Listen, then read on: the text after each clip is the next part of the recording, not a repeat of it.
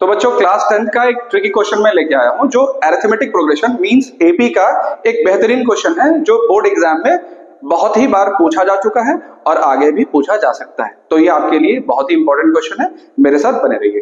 Question कह रहा है कि if mth term of an AP be 1/n, mth term जो है, सॉल्यूशन शुरू करते हैं। कह रहा है कि जो mth टर्म है इट मींस am जो दिया है वो 1/n दिया है, ठीक। और कह रहा है एंड इट्स nth टर्म का मतलब होता है बच्चों an and that is 1/m, ठीक है। Then show that it's mnth term is 1, it means कि आपको ये प्रूफ करना है कि amn इक्वल्स टू 1, ये आपको प्रूफ करना है। तो देखो क्वेश्चन पढ़ते समय आपको फिल्टर कर लेना चाहिए। क्वेश्चन जब फिल्टर कर लोगे कि क्या दिया हुआ है और क्या आपको लाना है तो आपके लिए इजी हो जाएगा। तो देखो am इक्वल्स टू 1/n है तो जनरल टर्म का फॉर्मूला यूज करिए आप। तो जनरल टर्म का फॉर्मूला हो जाएगा a plus m minus 1 into D is equals to 1/n, और यहां से बच्चों हो जाएगा a plus n minus 1 into D is equals to 1/n। अच्छा एक चीज और समझो, आपको लाना क्या है, आपको लाना ये है। तो थोड़ा सा इसको सिंप्लीफाइड वे में लिखा जाए कि आपको आगे चल के लाना क्या है। तो आपको लाना ये है बच्चों कि a plus mn minus 1 into D is equals to 1 ले आना है, ये आपको ले आना है। इससे ये आपको पता चल रहा है कि कहीं ना कहीं इन दोनों इक्वेशन से हम लोग a और d की वैल्यू निकालेंगे और यहाँ पे पुट कर देंगे तो ऑटोमेटिक हमारा जो amnth टर्म जो है वो 1 आ जाएगा, ठीक है। तो यहाँ शुरू करते हैं। अब यहाँ बच्चों इसको थोड़ा सिंप्लीफाई कर लो, तो इसको n से मल्टीप्लाई कर दो आप। तो n से मल्टीप्लाई करोगे तो बच्चों ये हो जाएगा an plus n into m minus 1 into D is equals to 1। Consider this as equation number 1। इसको भी m से मल्टीप्लाई कर लो तो ये हो जाएगा am plus m into n minus 1 into D is equals to 1। इसको आप इक्वेशन नंबर 2 कंसिडर कर लो, ठीक। अब जब लीनियर इक्वेशन में 2 वेरिएबल का कोई चीज बन जाता है तो उसको सॉल्व करने के लिए एलिमिनेशन मेथड जो होता है वो बेस्ट मेथड होता है। तो हम लोग एलिमिनेशन मेथड यूज करके यहाँ से a और d की वैल्यू निकाल लेंगे, जिसको हम लोग यहाँ पुट कर देंगे तो हमारा आंसर आ जाएगा, ठीक है। तो मैं क्या कर रहा हूं, मैं ये कर रहा हूं कि मैं इक्वेशन 1 में से इक्वेशन 2 को सब्ट्रैक्ट कर, सुनते रहना।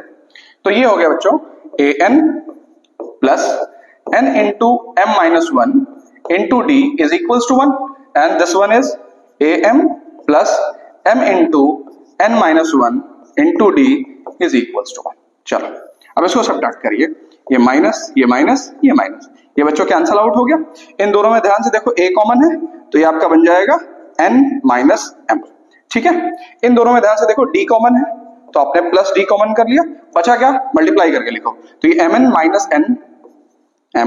माइनस n और यहां से माइनस से मल्टीप्लाई करो तो ये हो जाएगा minus mn plus m is equals to 0। देखो कैंसल आउट हो गया। अब बच्चों देखो ध्यान से, ये mn और ये mn कैंसल आउट हो गया। अब देखो आपको बहुत कुछ मिलने वाला है। अब इसके बाद आपका आंसर लगभग तय है। तो यहां से देखो a n माइनस m बचा, a n minus m is equals to, अब मैं इस पूरे टर्म को जो यहाँ पे बचा हुआ है इस पूरे टर्म को लेफ्ट से राइट में मैं भेज रहा हूं। तो यहां से देखो अगर मैं इसको इधर से उधर भेजूंगा तो यहाँ माइनस लग जाएगा और वो माइनस क्या करेगा, इस m को माइनस में ले आएगा और इस n को प्लस में ले आएगा। तो बच्चों यहाँ पे हो जाएगा d इंटू यहाँ भी n माइनस m हो जाएगा। अब आपको समझ में आ गया होगा कि मैं ऐसा क्यों कर रहा हूं। मैं ऐसा इसलिए कर रहा हूं कि n माइनस m दोनों साइड से मैं आराम से कैंसिल आउट कर लूं। मैंने ये कैंसिल आउट कर लिया तो हमें यह पता चला कि a और d की जो वैल्यू है वो तो सेम ही आएगी, ठीक है। अब जब a और d की वैल्यू आ गई तो इसको किसी भी इक्वेशन में पुट कर दो आप, या तो इस इक्वेशन में पुट कर दो या फिर इस इक्वेशन में पुट कर दो। तो वहां से ये जो वैल्यू आएगी हम लोग उठा के यहाँ पे रख देंगे तो अपना आंसर एकदम पक्का आ जाएगा।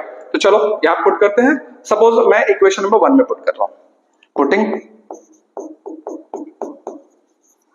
a equals to d in equation 1, इसमें पुट करो तो ये क्या हो जाएगा, a की जगह मैं d रख रहा हूं तो यहां पे क्या हो जाएगा nd प्लस, इसको खोलो, ये हो जाएगा mnd मल्टीप्लाई हो गया और ये फिर हो गया minus N D is equals to how much 1। अब देखो एन डी और एन डी कैंसिल आउट हो गया, डी की वैल्यू बच्चों यहां से कितनी हो जाएगी 1/mn। तो यहां से आपको डी की वैल्यू जो मिल जाएगी वो 1/mn मिल जाएगी। यही तो हमारी ए की वैल्यू भी है, तो इक्वल्स टू ए भी आप लिख लो। तो ए और डी की वैल्यू हमें यहां से बहुत आसानी से मिल गई।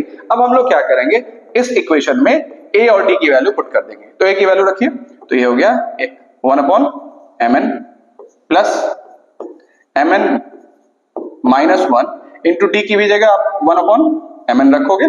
क्यों? क्योंकि ए और डी की वैल्यू दोनों सेम आई हुई है। ठीक है बच्चों, अब देखो यहां पे दोनों का डिनोमिनेटर सेम है, तो ये लाइक फ्रैक्शन हो गया।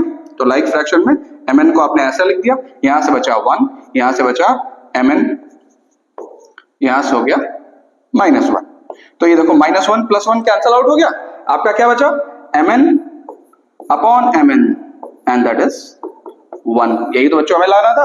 तो ये एक बेहतरीन क्वेश्चन है, इसका आप प्रैक्टिस 2 से 3 बार कर लेना, आपको कंफर्म हो जाएगा। ठीक है।